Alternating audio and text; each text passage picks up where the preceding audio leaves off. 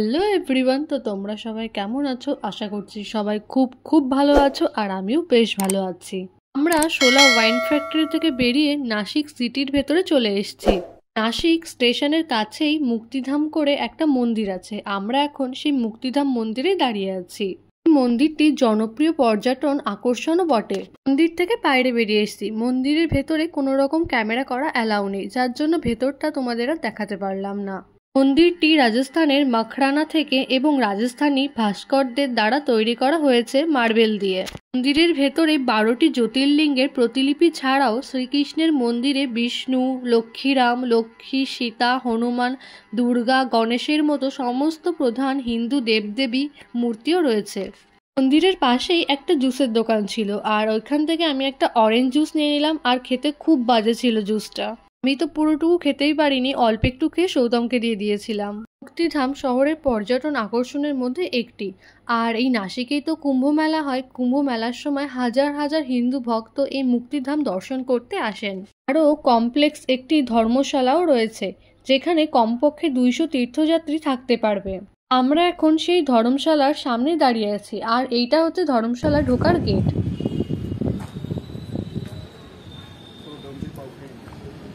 মন্দিরের একদম পাশের দোকানটায় এত সুন্দর রং বেরঙের লজেন্স বিক্রি হচ্ছিল, যা দেখে আর লোভ সামলাতে পারলাম না।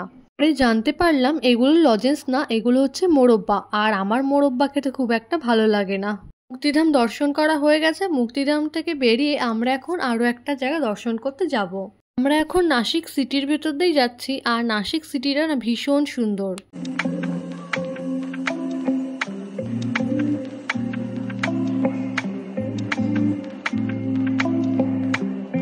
আমরা এখন গোদাবরী নদীর ওপর দিয়ে যে ব্রিজটা আছে সেই ব্রিজের ওপর দিয়ে যাচ্ছি। নদীর একদম অপোজিটেই রয়েছে পঞ্চবটী। তো আমরা এখন সেই পঞ্চবটিতেই যাচ্ছি। ব্রিজের ওপর থেকেই মন্দিরের চূড়াগুলো দেখা যাচ্ছে, যা দেখতে কিন্তু বেশ ভালো লাগছে।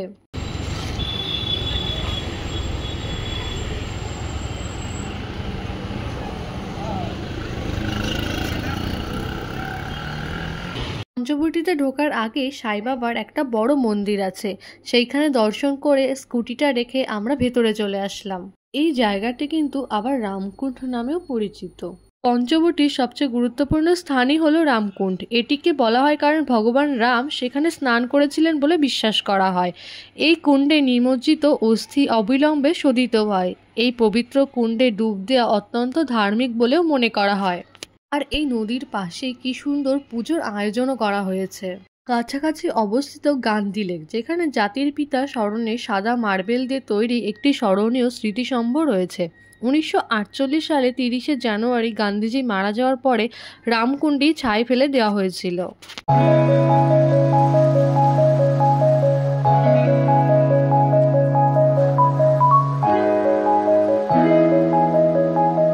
গোদাবরী নদীর একটা বাঁধ দেওয়া রয়েছে, আর সেই বাঁধটা নতুন করে আবার মেরামত করার কাজ চলছে এখানটায়। পুরো জলটা তো এর ভেতরে ঢোকানো সম্ভব নয়, যার জন্য এখানে কৃত্রিমভাবে জলের ব্যবস্থা করা রয়েছে। রামকুণ্ডের পর্যটনের ইতিহাস ধর্মীয় অনুষ্ঠান ও উৎসবের সঙ্গে ওতপ্রোতভাবে জড়িত। এর মধ্যে সবচেয়ে উল্লেখযোগ্য হলো কুম্ভ মেলা। প্রতি 12 বছর অন্তর নাসিকে অনুষ্ঠিত হয়, যেখানে রামকুণ্ড পবিত্র ডোবার প্রাথমিক স্থানগুলির মধ্যে একটি।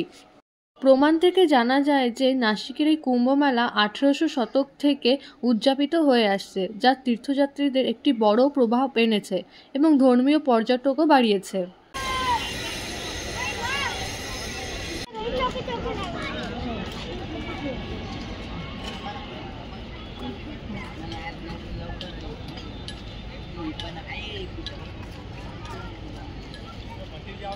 এর আশেপাশে আরও অনেক মন্দির আছে, যেগুলো এর থেকে একটু দূরে।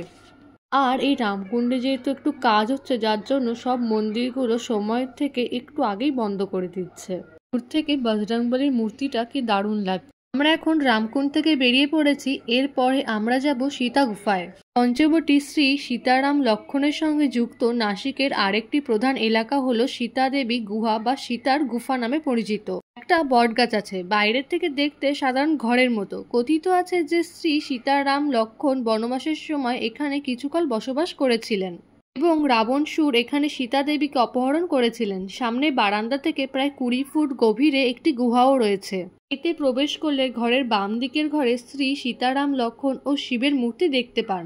কথিত আছে যে অতীতে সীতারাম এই শিবলিঙ্গের অভিষেক ও প্রার্থনা করেছিলেন। আমরা এখন চলে এসেছি সীতা গুফায়। মানে হচ্ছে 5 আর বটি মানে হচ্ছে বাগান। তো এই পঞ্চবটিতে যে 5টি গাছের কথা উল্লেখ আছে, সেই 5টি গাছ এখানে মার্কিং করে দেওয়া রয়েছে। এটা ছিল 3 নাম্বার, এর পরেরটা হচ্ছে 5 নাম্বার। আর একটু সামনে গেলে হয়তো আরো কিছু গাছ দেখা যাবে। প্রতিটা গাছের নাম্বারে আমি অ্যারো চিহ্ন দিয়ে রেখেছি, তো তোমাদের বুঝতে সুবিধা হবে।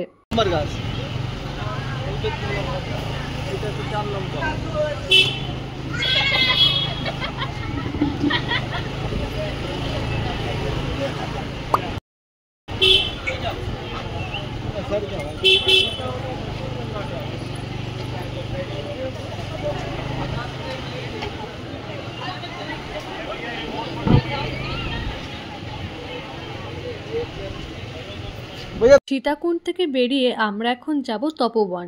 আর আজই কিন্তু আমাদের নাসিকের লাস্ট দিন। একদিনে নাসিকে যতটা পেরেছি প্রায় সবই আমরা ঘুরে নিয়েছি। আর কথা বলতে বলতে আমরা চলেও এসেছি তপোবনে। আজকের মতো এই তপোবনই হচ্ছে আমাদের লাস্ট ট্যুরিস্ট স্পট।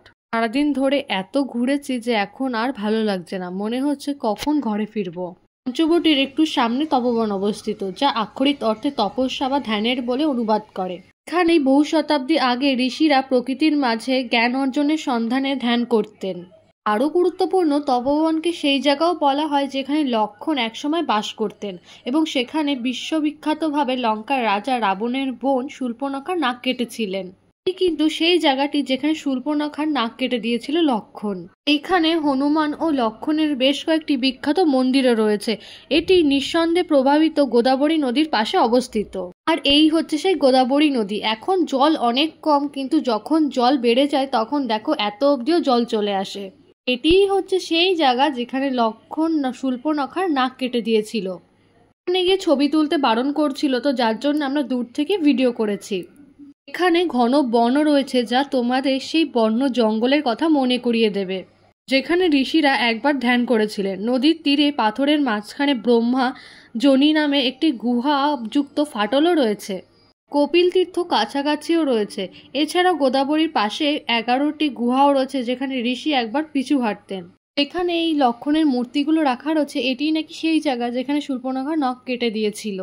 পাথরের ভেতরে ভেতরে এরকম জল জমে রয়েছে। যখন জল বেড়ে যায় তখন হয়তো জল এখান দিয়ে পুরো ভরে থাকে। রামায়ণের গল্প আমি ছোটবেলা থেকে বহুবার শুনেছি, কিন্তু সেই জিনিস নিজের চোখে দেখা এ যেন এক অন্যরকম অনুভূতি।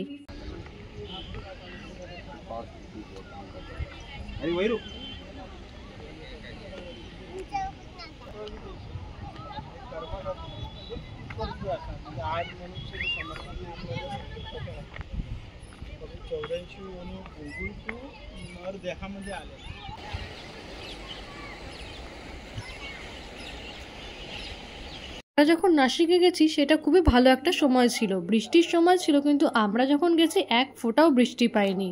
তাই নদীর জলও খুব একটা বাড়েনি। এই নদীর জল নাকি বহু দূর অবধি যায়। সামনেই রাম মন্দির ছিল, তো বাইরে থেকে নমস্কার করে আমরা বাড়ির পথে রওনা দিলাম। আপনাদের কাছে একটু রিকোয়েস্ট করছি যে প্লিজ আমার যে ভিডিওগুলো তোমরা দেখো তার নিচে প্লিজ কমেন্ট করো। যদি আমার ভিডিও কোনো ইমপ্রুভ করতে লাগে সেটাও বলো, আর যদি ভালো লাগে তবু একটা কমেন্ট করে দিও।